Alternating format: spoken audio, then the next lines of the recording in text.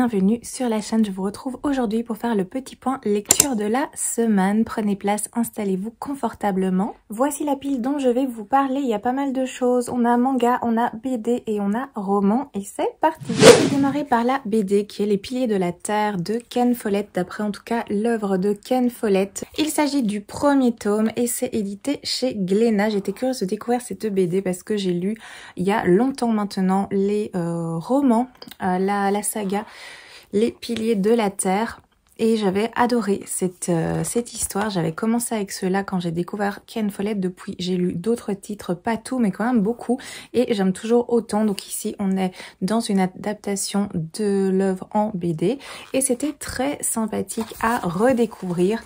Je vous montre déjà les planches.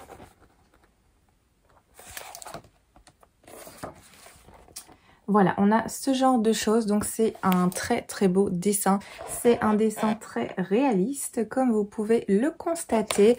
Cette histoire se déroule en Angleterre, au XIIe siècle. On va suivre Tom et sa famille. Tom est un bâtisseur. Il rêve, son grand rêve, c'est de construire un jour une cathédrale, et en attendant, il se déplace de ville en ville parce que c'est très compliqué de trouver du travail, car actuellement, l'Angleterre passe un moment difficile entre guerre, famine et misère, c'est très compliqué, et Tom a du mal aussi à faire vivre sa famille. Donc sa famille se déplace constamment à la recherche de chantiers, de travaux pour tout simplement survivre, et on va suivre du coup cette famille.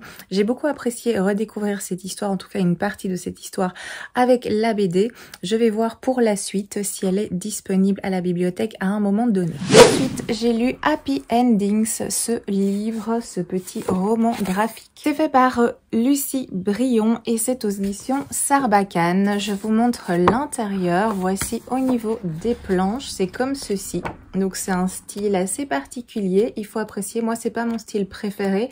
Après, ça m'a pas gêné non plus pour découvrir le récit. On est sur plusieurs petites histoires, des petites nouvelles. Donc c'est pas une histoire complète, c'est plusieurs petites histoires. Alors c'était sympa comme lecture, c'était agréable. Après, j'ai pas non plus été transportée. Personnellement, j'ai trouvé ça mignon, confortable, tout doux, c'est assez cosy. Il y a beaucoup de bienveillance, c'est des histoires très mignonnes, mais voilà, sans plus. J'ai passé un agréable moment en le lisant. Après, ça va pas me laisser non plus un souvenir impérissable, mais c'était une lecture agréable sur le moment. Je passe au manga et j'ai tout d'abord lu les 2 premiers tomes de cette série qui est Dinosaurs Sanctuary, le 1 et le 2. C'est aux éditions Kazoku, donc c'est Michel Lafon, et c'est fait par Hitaru Kinoshita. Alors, ça va parler de dinosaures, comme vous pouvez le constater, et j'ai passé un chouette moment avec ce petit manga. Je vais vous montrer déjà l'intérieur. Donc, on a des planches comme ça, c'est très joli. C'est un joli dessin. Voilà, un petit peu comme ça, vous voyez le style. Et en fait, dans ce récit, on va découvrir qu'en 1946, des dinosaures vivants ont été retrouvés sur une île.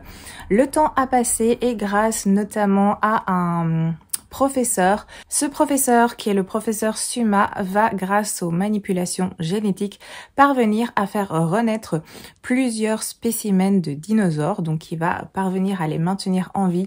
Ça s'est passé en 1987. On est plusieurs années après.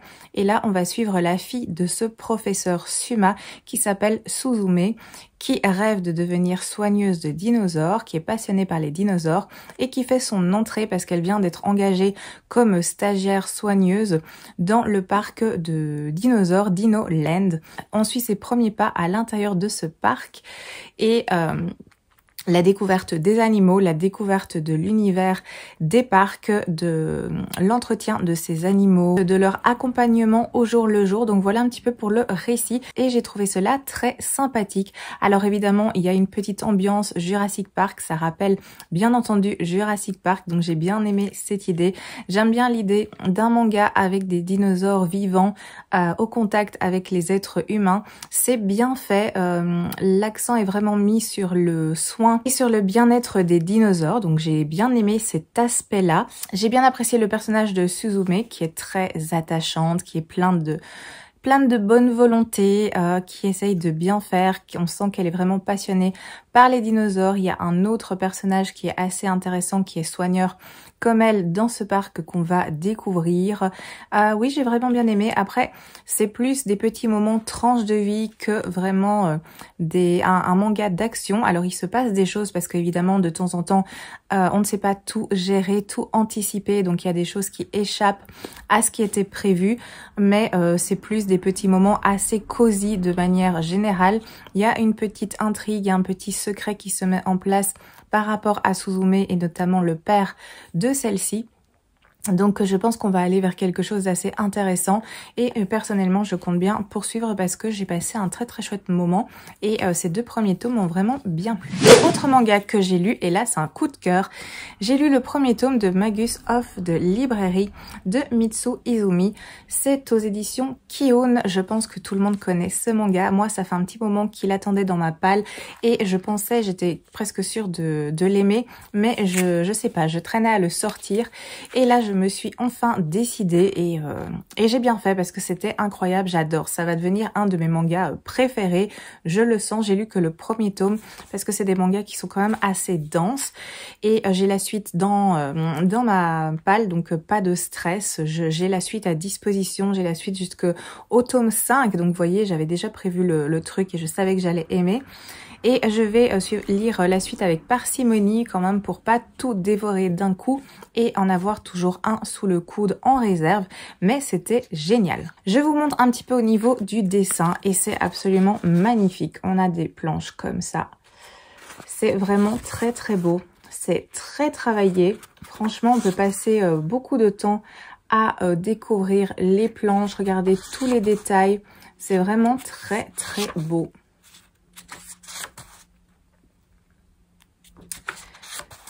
Voilà un petit peu.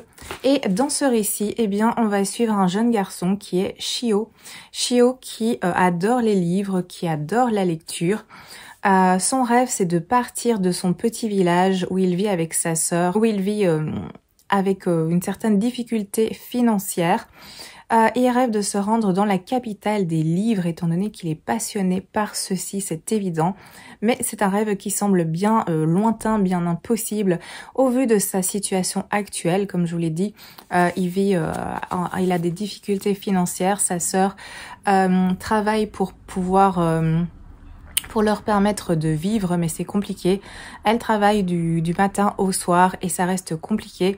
En plus, Shio est victime de harcèlement et de brutalité aussi par les habitants du village de manière générale et par les enfants de son âge.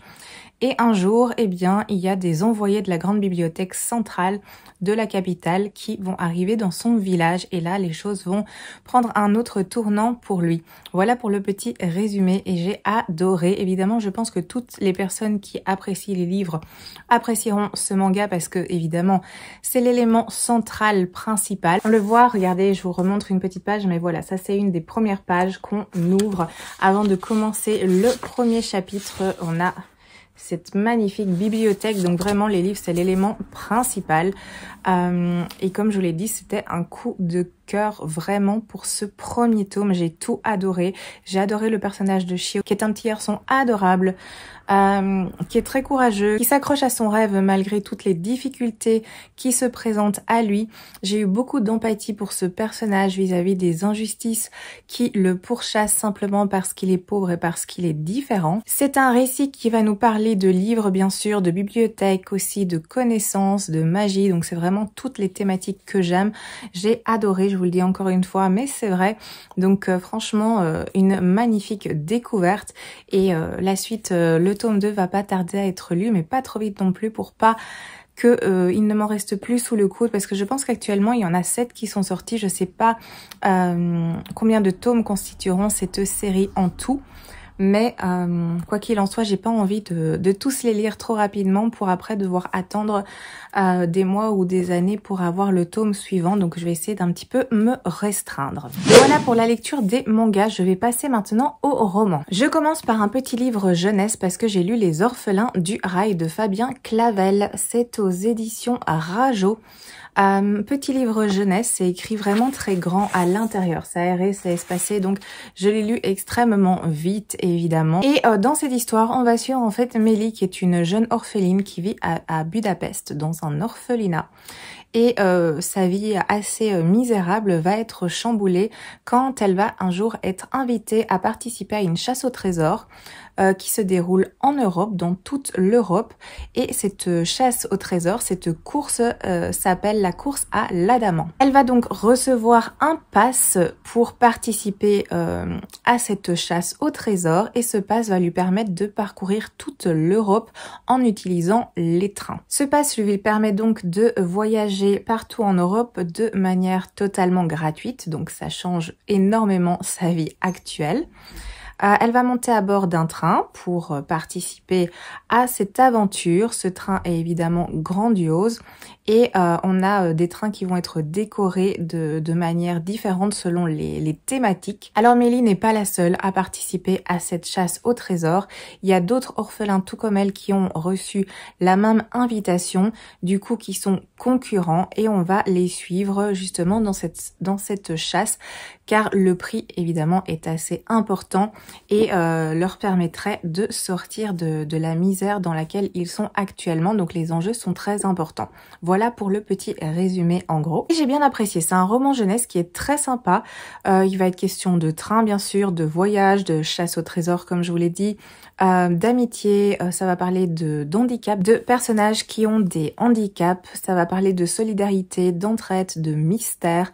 Il y a des énigmes aussi à résoudre, donc c'est plein de chouettes thématiques. Alors j'ai bien apprécié le fait que les trains soient un élément central, principal de cette histoire et l'idée aussi que chaque train soit aménagé et décoré selon la thématique qu'il représente. Donc par exemple si c'est un train sur les animaux, eh ben on va avoir des animaux, on va avoir des aquariums avec des poissons, etc. Un train avec une autre thématique qui sera décoré aussi de façon à correspondre à sa thématique. Donc c'était sympathique de voyager à bord de ces trains très différent au niveau du décor. L'intrigue de la chasse au trésor est sympathique, elle fonctionne bien. Le livre se lit vraiment très bien, comme je vous l'ai dit. C'est pour de la jeunesse, donc pour une personne adulte, c'est fluide et ça se lit rapidement. Après, oui, il y a des choses que moi j'avais vu venir, que j'avais compris, mais c'est logique étant donné que ça s'adresse à un public beaucoup plus jeune. Et j'ai passé malgré tout un bon moment avec cette petite lecture. C'est un chouette tome et du coup, je pense que ça plaira énormément aux plus jeunes. Ensuite, j'ai lu celui-ci qui est Les Émeraudes de sang de Anne Granger aux éditions 10-18. C'est le 9e tome et du coup, j'en ai plus sous le coude. Je devrais attendre que la prochaine sortie arrive, mais j'avais tellement hâte, comme je vous l'ai dit, de continuer les petites aventures de Lizzie Martin. C'est chose faite et j'ai beaucoup apprécié ce tome ici, sans surprise bien entendu.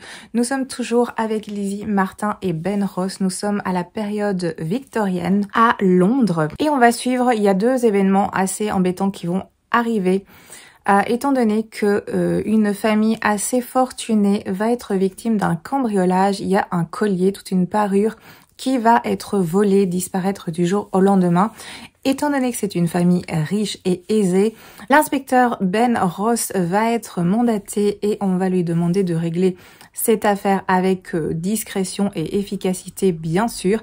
Et en parallèle de ça, on va également retrouver un homme mort chez lui. Cet homme était un antiquaire pas très clair qui clairement faisait des petites magouilles qui était connu de la police, qui servait un petit peu d'informateur de la police. Donc Ben souhaite vraiment s'occuper de cette affaire de meurtre pour savoir pourquoi cet homme a été tué exactement, parce qu'il trouve ça très important. C'est vrai que l'histoire de vol, ça l'intéresse un petit peu moins, parce que voilà, c'est une famille très riche qui a perdu un collier, ma foi.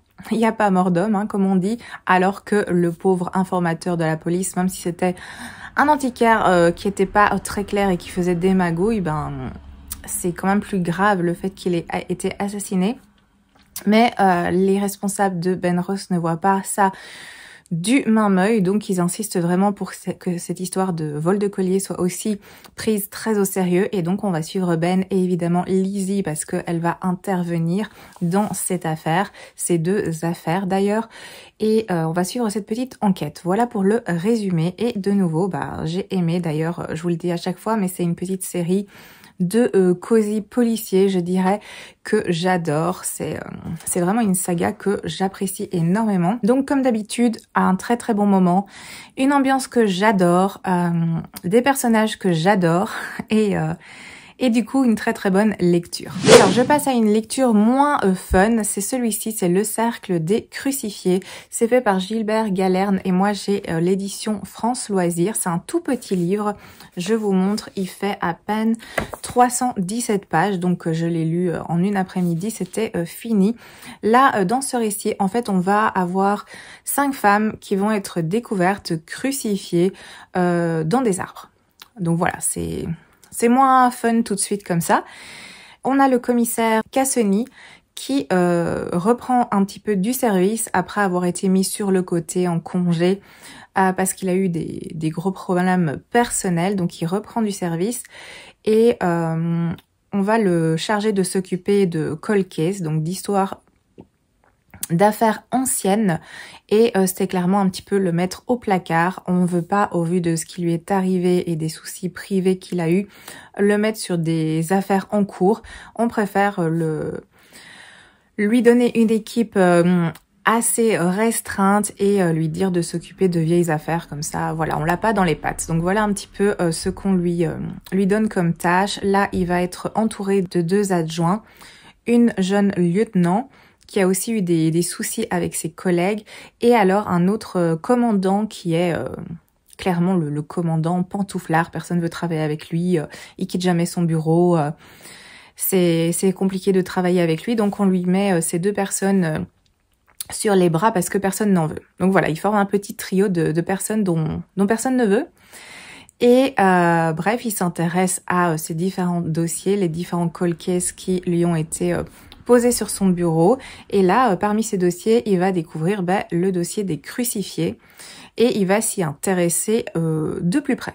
Voilà, pour la petite histoire, pour le petit résumé. Et c'était une bonne lecture globalement, je l'ai lu très vite comme je vous l'ai dit, on a des petits chapitres courts à chaque fois, on ne s'embête pas, mais donc c'est un peu logique aussi vu que c'est un livre qui fait 300 pages, un petit peu plus, mais il n'y a pas de longueur, je me suis pas ennuyée, je l'ai dévoré en une après-midi sans aucun problème, donc pas de problème de rythme, c'est addictif, c'est prenant.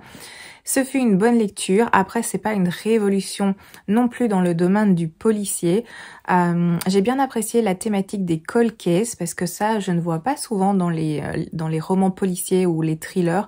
Après, j'en lis pas non plus, je lis pas que ça, mais j'en lis quand même assez régulièrement. Et c'est vrai que le cold case, c'est pas souvent abordé. Donc très chouette ici d'avoir cette thématique. Le trio de personnes dont personne ne veut, eh bien finalement, il fonctionne très bien. Et j'ai beaucoup apprécié suivre ce trio. L'intrigue, elle est sympa. J'ai bien apprécié suivre cette enquête. Oui, il y avait des choses que j'avais vu venir, il y avait des choses que j'avais aussi un petit peu devinées, mais franchement, c'était pas désagréable, ça m'a pas empêché de passer un agréable moment. Donc voilà, comme je l'ai dit, globalement, une bonne lecture, ça révolutionne pas le genre, mais ça fait passer un bon moment de lecture. La dernière chose que j'ai lue, c'est celui-ci, c'est La morsure des roses, c'est fait par Christophe Guillemin et c'est aux éditions Nemos. Ça, c'est un livre qui vient de mon challenge 24 livres pour 2024, donc c'est cool, c'est un livre qui a été retiré. Alors, dans ce récit, on va suivre Kaylin, qui est la plus jeune fille du dieu Ur-Orio. Je sais pas du tout si ça se prononce comme ça, mais c'est comme ça que dans ma tête, en tout cas, je l'ai lu pendant tout le livre. Donc on a cette fille qui est la fille d'un dieu et elle vit avec ses autres sœurs, elles sont 5 en tout et elles vivent depuis leur enfance sur le mont Érémion, à l'écart de toute civilisation, donc des humains. Elles vivent vraiment protégées dans un genre de cocon et ça va un petit peu dégénérer quand 2 des sœurs de Kaylin vont assassiner leur percepteur. On ne sait pas pourquoi. Kailin va s'enfuir suite à cet événement extrêmement brutal. Elle va s'enfuir, mais pas toute seule. Elle va prendre avec elle Riveline, qui est une autre de ses sœurs avec laquelle elle s'entendait bien. Donc elles quittent le mont Erémion et elles vont se cacher parmi les humains. Elles vont à un moment donné se séparer, prendre chacune des chemins différents et on se retrouve plusieurs années après où Kailin va apprendre que sa sœur Riveline est devenue reine et qu'elle attend un enfant. Le souci, c'est que les deux sœurs qui les ont fait fuir à la suite de l'assassinat du percepteur ont comme plan d'empêcher la naissance de l'enfant de Riveline. Donc Riveline est en danger et Kailin va décider de tenter de la retrouver pour l'avertir et la protéger de ses deux sœurs démoniaques. Voilà un petit peu pour le résumé. Alors c'est une lecture très spéciale, je dois vous avertir, ça change de ce qu'on a l'habitude de voir.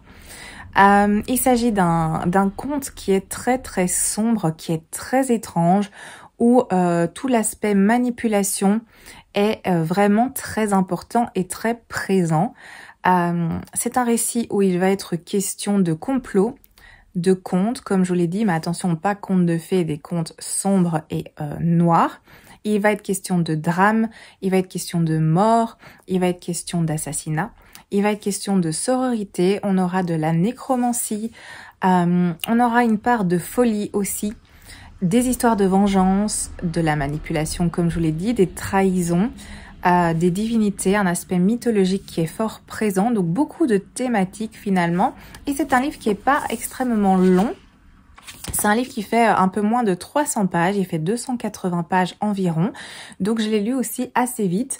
Mais il y a quand même pas mal de choses et c'est assez dense. L'écriture est très travaillée. C'était agréable, mais du coup, ça demande une attention un petit peu plus soutenue aussi. L'univers est super original et très riche. L'ambiance est très très particulière. C'est très spécial. Je peux pas trop vous en dire non plus pour pas tout vous dévoiler, mais au vu des thématiques dont je vous ai parlé juste avant, c'est un livre qui a une ambiance très particulière. Je pense que c'est une lecture qui plaira pas à tout le monde, déjà de par la plume qui est très travaillée et par l'univers qui est très original et très particulier. Moi j'ai bien apprécié, j'ai passé un bon moment. C'est une lecture que j'ai faite presque d'une traite. Je pense que j'ai commencé un soir et puis le lendemain je l'ai terminé. De nouveau, c'est un livre qui fait moins de 300 pages, donc ça l'explique aussi. Mais pour moi, c'était une lecture très surprenante et une chouette découverte. Je suis contente d'avoir pu découvrir ce récit. Je pense aussi que je le relirai d'office pour avoir une seconde lecture pour mieux assimiler certaines petites choses. Mais effectivement, c'est une lecture qui m'a marquée et qui ne laisse pas de marbre en bien ou en mal. Je pense que ça ne laissera pas de marbre. Voilà, nous avons fait le tour de mes lectures faites cette semaine, donc je suis assez contente de ce que j'ai pu lire. Je vais vous faire le petit topo, le petit point lecture en cours. Vous avez l'habitude de le voir passer, mais je suis toujours dans Récits du Vieux Royaume, mais j'ai bientôt terminé. Regardez, il me reste moins de 200 pages ou 200 pages environ, j'arrive des 1000 pages. Donc j'ai bientôt terminé cette brique énorme qui fait aussi partie de mon challenge 24 livres pour 2024. J'ai avancé dans l'énigme de Turnglass de Gareth Rubin. Je suis arrivée ici, je suis au chapitre 11, donc j'ai pu un petit peu avancer cette semaine. Je suis contente parce que j'apprécie énormément ce récit, en tout cas ce que j'en ai lu pour le moment. C'est ce livre qui est en tête bêche, que vous avez dû voir passer. Donc la première moitié est dans ce sens-ci et ensuite pour continuer la seconde moitié, il faut pivoter le livre et continuer l'histoire dans l'autre sens. C'est très intriguant et j'aime beaucoup, donc j'aimerais essayer de le terminer pour dimanche prochain. Alors j'ai un petit peu avancé dans L'automne sans fin, mais pas énormément, de Amy Avery. Je pense que j'ai lu le second chapitre. Ah non, j'ai quand même lu 2 chapitres. Je suis au chapitre 4. Pour l'instant, ça me plaît bien, mais c'est vraiment le tout début, donc je sais pas encore vous en parler. Celui-là aussi, je vais essayer de le terminer pour dimanche prochain. Comme ça, je peux vous faire un petit point. Oh, sinon, je suis toujours dans Le trône de Jasmin. Encore une brique qui est dans mon challenge 24 livres pour 2024. J'ai pas avancé cette semaine, donc je suis toujours à la page 222. Il faut que je l'avance aussi en parallèle de Récits du Vieux Royaume. Oh, sinon, j'ai commencé celui-ci qui est La Balade de Perne. Le premier tome, c'est une intégrale de Anne McCaffrey. On est dans de la SF ici. Celui-là aussi fait partie de mon challenge 24 livres pour 2024. Vous voyez, je mets vraiment l'accent sur ce challenge parce que il reste un mois et des cacahuètes. Donc, je dois me speeder et sans compter ces livres qui sont en cours, j'ai encore 3 livres à lire de ce challenge. Donc, il y a moyen, mais il faut vraiment que j'avance sur ces livres.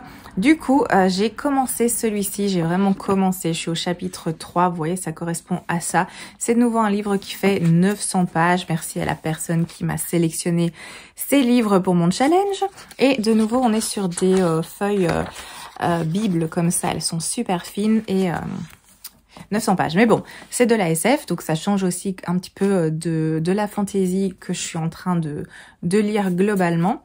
Et pour l'instant, ça me plaît bien, donc je prévois aussi d'avancer dans celui-là. Et j'ai commencé des nouvelles lectures, bien sûr, bien sûr. Alors, premièrement, j'ai commencé Five Survive de Holly Jackson aux éditions Casterman. J'avais lu les 2 précédents qui ont été traduits de cette autrice. C'était Meurtre, mode d'emploi, le tome 1 et le tome 2, que j'avais vraiment adoré. En plus, c'est quand j'ai commencé ma chaîne YouTube que j'avais lu ces 2 lectures-là, donc c'est marrant. Donc ça fait 3 ans que j'ai lu les 2 précédents tomes. Celui-ci vient de sortir et a été traduit. Du coup, je me suis ruée dessus et je l'ai commencé. Ça se lit très vite, hein. Je suis au chapitre 10, j'ai lu une centaine de pages. Ça représente ça, il y a 500 pages. Donc celui-là aussi, j'espère le terminer pour la semaine prochaine. Je pense qu'il y a moyen parce qu'au niveau de la lecture, c'est super fluide, c'est très addictif, c'est très prenant. Donc franchement, je passe un bon moment en général avec les titres de cette autrice. Et au vu de ce que j'ai déjà lu actuellement, je pense que ce sera le cas aussi. Désolée pour la luminosité, mais il fait tout noir dehors alors qu'il est midi et demi. Mais voilà, le temps est catastrophique, donc j'ai la petite lampe, mais je pense que par moment il y a des ombres qui passent, donc j'espère que c'est pas trop dérangeant pour vous. Ou sinon, j'ai commencé et presque terminé de Foxglove King de Anna Wheaton aux éditions Bragelonne. Ce livre qui est absolument magnifique, que j'avais reçu pour mon anniversaire. Donc ça va, hein, il attend pas depuis très longtemps, il date de mai. Et j'ai vu que le tome 2 allait sortir, ou est sorti en novembre, je pense. Donc j'ai eu envie de le découvrir. Et pour l'instant, j'aime beaucoup. Je suis là. Donc en fait, il me reste quasiment rien et je l'écoute celui-là. Donc j'ai fait en écoute audio et ça parle de nécromancie également, on est dans la thématique et j'aime bien, franchement, c'est très très sympa pour l'instant. Je vais le terminer évidemment pour la semaine prochaine, je pense pas que ça posera de problème au vu de ce qui reste et ainsi je pourrai vous en parler de manière convenable et un peu plus détaillée. Dernière chose que j'ai commencé à lire, c'est celui-ci qui est Au fond de l'eau de Paula Hawkins. C'est aux éditions Sonatine, c'est un livre que j'ai emprunté à la bibliothèque, c'est un de mes emprunts bibliothèque et là j'ai lu un peu moins de 100 pages, donc je suis arrivée plus ou moins ici. J'avais lu de cette autrice La fille du train à sa sortie, donc ça fait plusieurs années et j'avais bien aimé. En tout cas, je me rappelle pas bien de tous les tenants et aboutissants, mais je me rappelle que j'avais passé un bon moment de lecture et du coup quand j'ai vu que celui-ci était proposé à la bibliothèque, je me suis dit pourquoi pas lire un autre titre de cette autrice et j'ai pris celui-là sans vraiment savoir de quoi ça allait parler. Du coup, je l'ai attaqué. Je vais l'avancer. Alors, je pense pas que je l'aurai terminé pour la semaine prochaine parce que ça fait quand même beaucoup de livres à terminer pour la semaine prochaine. On verra bien, quoi qu'il en soit, je vous ferai un petit point comme d'habitude. Donc ça, c'était pour mes lectures en cours. Oui, ou sinon, je suis toujours en écoute dans le conte de Monte Cristo. Mais étant donné que j'ai avancé dans de Foxglove King, j'ai pas avancé beaucoup dans le conte de Monte Cristo, mais il est toujours en cours, bien entendu. Voilà, ça c'est pour mes lectures en cours. Je ne suis pas repassée à la bibliothèque, vu que j'ai tout un stock ici. Je n'ai pas eu de petits passages en librairie cette semaine. Je vous ai fait un petit point dimanche passé. Donc voilà, je pense que je vous ai tout dit pour aujourd'hui. Je vais vous laisser ici. Je vous remercie d'avoir regardé cette vidéo. J'espère qu'elle vous a plu.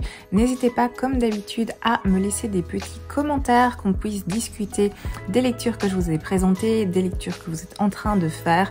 N'hésitez pas, comme d'habitude, je passe toujours un très chouette moment à discuter avec vous. Donc je vous souhaite une très belle journée, un beau dimanche. Prenez soin de vous et à très bientôt pour une prochaine vidéo.